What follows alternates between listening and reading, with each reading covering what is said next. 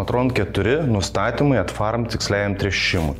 Pirmas žingsnis įdedam USB raktą į Ematroną, kuriame yra įkeltas shape failas, tada atsidarom pirmą žurnalą, tada spaudžiam dar kartą darius, tada mes turime susivesti pavadinimą failo, šiuo atveju užvardinsiu Jara ir patvirtiname, tada spaudžiam ant jo, atsidaro langas ir pasirenkam gyvą, tada mes kylam ir pasirenkam aukštyn ir pasirenkam žemėlapį ir tada paspaudus ant jo matome kiekius, kurį mums užduotis duoda pagal spalvas, tai yra didesnė ir mažesnė išberimo norma ir tada mes spaudžiam patvirtinti.